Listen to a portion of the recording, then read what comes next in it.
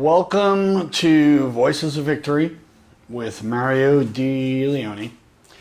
And here we go. We got something very magical today. Something about purpose. Purpose is your life's GPS. Let's just get straight through it. Cut right through the nose. Purpose isn't just some Pinterest quote that you actually care about. It's living your best. It's your internal GPS, and your mind is the GPS of that. And it has to keep you from wandering aimlessly into the emotional cornfields and pitfalls that are around the corner. So here's how I see it. Let's just break this down. Purpose is that deep guiding why that shapes your goals, it shapes your decisions, and most of all, it's your coffee choices. I'm just kidding. But your goals are literally the pit stops for purpose. It's the road trip, it's the journey, and without exploration, without the big picture, it'll be difficult to get to one goal. And you'll be like, now what? What's next? So your purpose can be a wide aspect that's affecting everything you do, or it can be laser focused, just affecting one specific area of your life. Strong purpose equals a strong pull. A weak purpose equals Netflix on autoplay and tons of distractions until 3 a.m. So you can have more than one purpose throughout your entire life, but don't hoard them like Pokemon cards. Okay, too many of them, and what happens is your energy starts to drain, it starts to get scattered. So here's what I want to give you as a tip from me. Stay consistent, stay flexible, and explore. And don't blow your time and energy and budget on stuff that doesn't move you. It doesn't move your heart forward.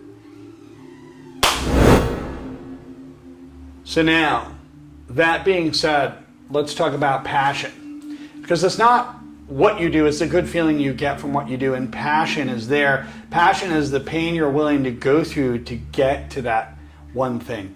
Finding your passion, it's like finding some endangered species. The only difference is you're willing to go through the thorn bush to get to it. And the truth is, you might have just buried it under your bills, your stress, your distractions, the should-haves, could-haves, and other parts of life. And here's my big take on it. Passion isn't a VIP club because it involves some pain, but it no longer becomes painful because you're willing to endure it because there's a bigger feeling behind it. It's giving yourself that permission to love what you do for a higher reason. And think of work as a spectrum.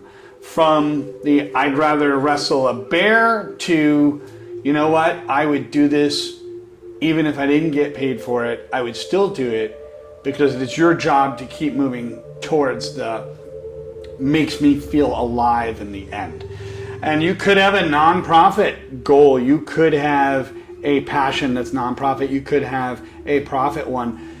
You could check under your daily routines and take a good hard look, but exploration is what gets you there. And you have to ask yourself, like, what would I do for free?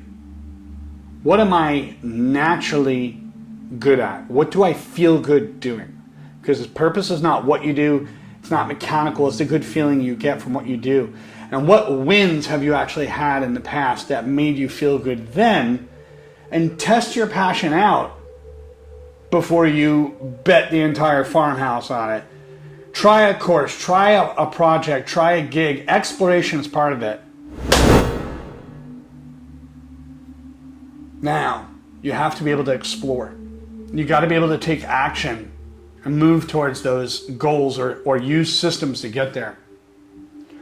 Now that you've got your whys down and you can write your why on paper, the how is part of the systems that get you to your goals. And without those systems in place, purpose just sits there looking pretty, but not really doing much. Like if acting is a passion, you're going to have to take action towards it.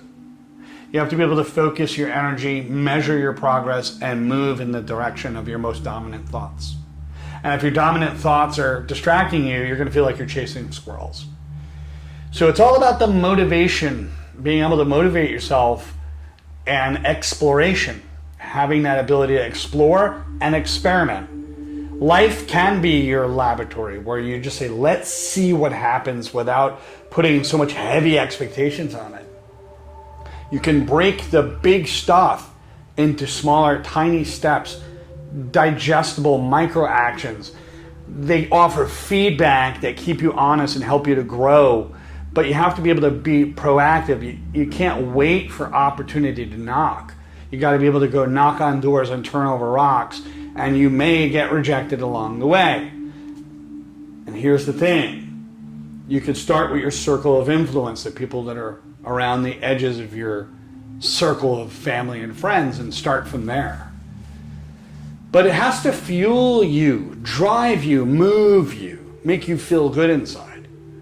Begin with the end in mind. It isn't a slogan, but just imagine what you want. What do you want people to say about you when you've hit that final point? What do you want it to say on your tombstone when you're gone, in terms of a legacy you leave behind, right? Your life is like a life script, and you want to rewrite that, but you're the one with the pen, and you have to figure out what your mission statement actually is and create a map and a system. And yes, visualization does work. You can picture your wins daily. It's not woo-woo. It's actually the way the brain works. They put people under devices to measure this. Let's talk about mastery.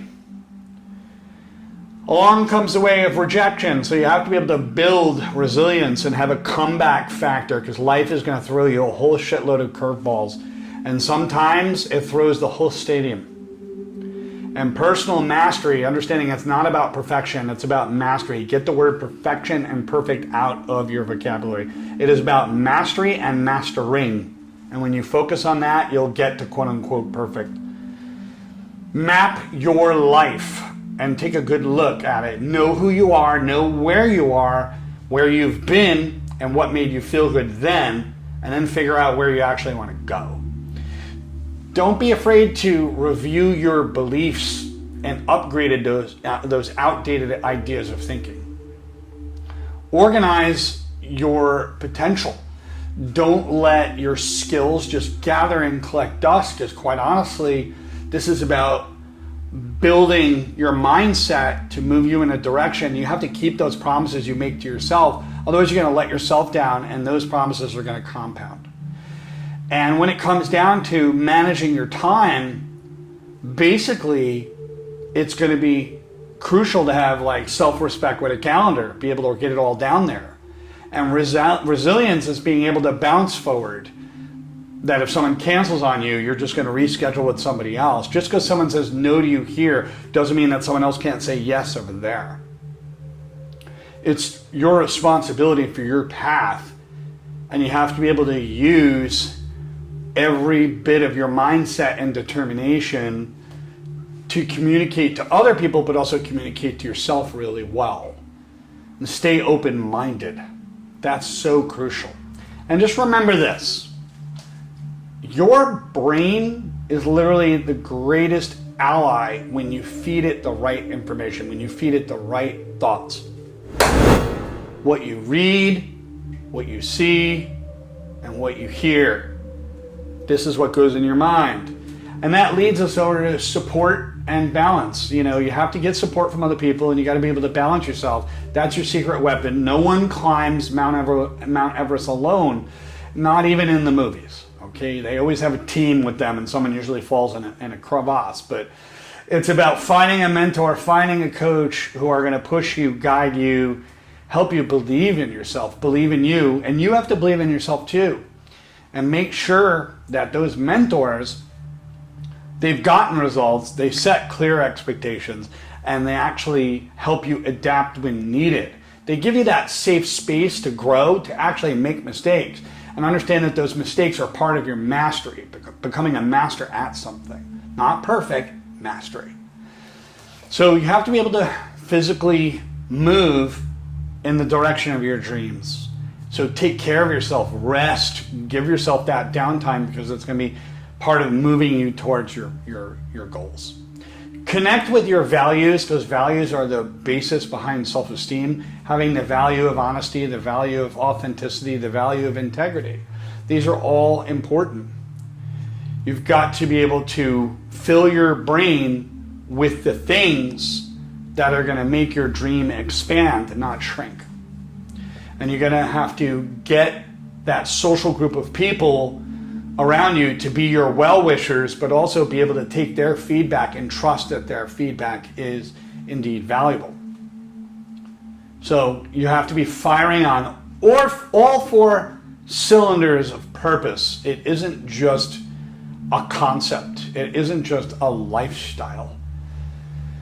The bottom line is you'll know when you are close to your passion, your passion or your purpose, is when it lights you up inside. Okay, because again, purpose is not what you do, it's a good feeling you get from what you do.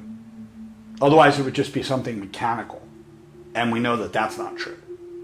So it should light you up inside and be able to make you feel really good. That's how you know you're getting closer. Just understand that you may go through life and your purpose will indeed change. You can go 15 years in one purpose, and then suddenly your purpose will shift. Because life is full of lots of rhythms that takes you in different directions. It's much like the rapid current. Like if we look at a whitewater rafting, the river that's got all these rapids that are flowing and moving and changing and shifting in all these different directions, life is going to be that across time. But for right now, we have to look at what's going on now. Where are you now? What's happening now? Not 10 years from now, not 5 years from now, but what's going on now? And what lights you up inside? That's the first main question. So don't forget to like, subscribe, comment, purpose below if you really understand what's going on. And don't forget to share this with someone you know. Have a great day.